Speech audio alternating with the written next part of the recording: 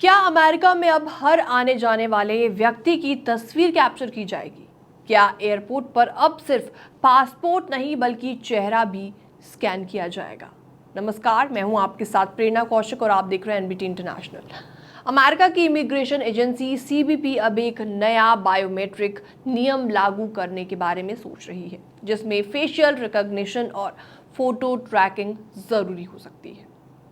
America एक बार फिर से फेशियल रिकॉग्निशन और बायोमेट्रिक ट्रैकिंग सिस्टम को पूरी तरीके से लागू करने वाला है। US customs and border protection यानी कि सीबीपी अब एक नया नियम लाने जा रहा है, जिसके तहत हर नॉन सिटीजन का चेहरा स्कैन किया जाएगा जब वो अमेरिका में एंटर करेगा या जब वो बाहर जाएगा। ये rule white house office of information and regulatory affairs को भेजा गया है रिव्यू के लिए, और अगर वहां से क्लियर हो गया तो ये रूल सीधा लागू कर दिया जाएगा, यानी as an interim final rule. अब सवाल यहाँ पर ये उठता है कि ये नियम किसके लिए लागू होगा।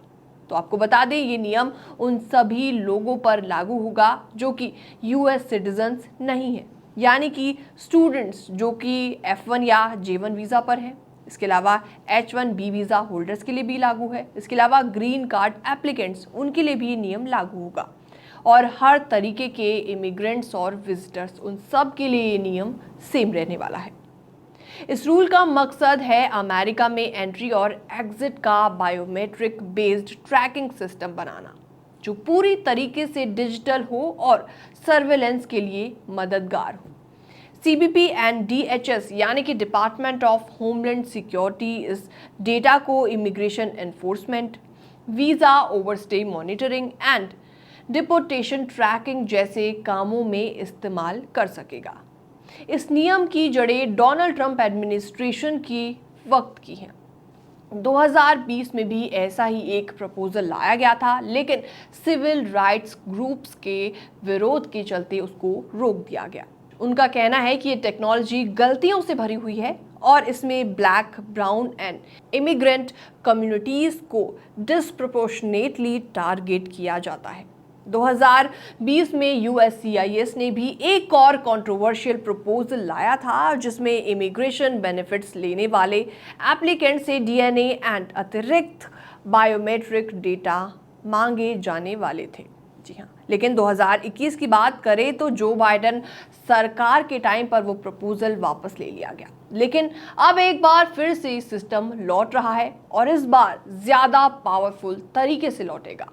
और इतना ही नहीं, डीएचएस ने आईआरएस एंड हेल्थ डिपार्टमेंट से भी डेटा शेयर करने की डिमांड की है, ताकि ये सिस्टम और भी ज्यादा मजबूत किया जा सके।